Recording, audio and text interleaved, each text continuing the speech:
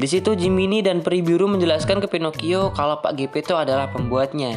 Jadi ya Pak Geppetto adalah seorang ayah bisa dibilang. Lalu Peri Biru berkata kalau kau ingin menjadi nyata, kau harus membuktikan bahwa kau berani, jujur, dan tidak egois.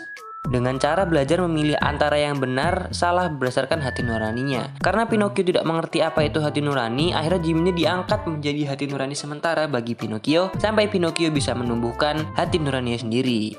Dan seketika penampilan Jiminy jadi lebih keren dan berwibawa. Kemudian ada sedikit wejangan dari Peri Biru, yaitu menjadi nyata tidak ditentukan dari apa kau terbuat, tapi ditentukan apa yang ada di dalam hatimu. Setelah itu baru Peri Biru pergi dari sana. Tiba-tiba Pak Geppetto terbangun dari tidurnya karena kaget mendengar sesuatu. Setelah kaget karena mendengar sesuatu, Pak Geppetto tambah kaget karena melihat Pinocchio yang hidup. Pak Geppetto bingung, kok bisa kamu hidup? Pinocchio jawab, karena Peri Biru.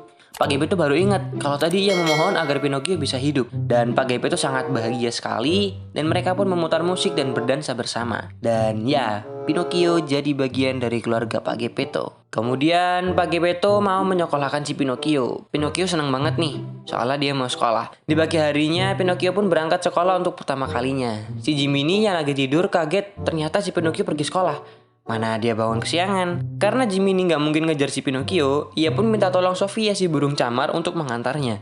Lalu kita diperlihatkan ada seekor rubah dan seekor kucing. Rubahnya bernama John dan kucingnya bernama Gideon. Saat lagi jalan, John melihat ada poster pertunjukan boneka Stromboli dan kebetulan ia melihat ada Pinocchio yang lewat. Pinocchio kan boneka kayu ya, jadi si John mau ngambil Pinocchio, terus dikasihin ke Stromboli dan si John dapat cuan deh. Si John pun pencegat Pinocchio dan merayunya untuk menjadi seorang yang terkenal. Dengan segala cara John coba agar si Pinocchio ini mau dan usaha itu berhasil. Yap, si Pinocchio mau.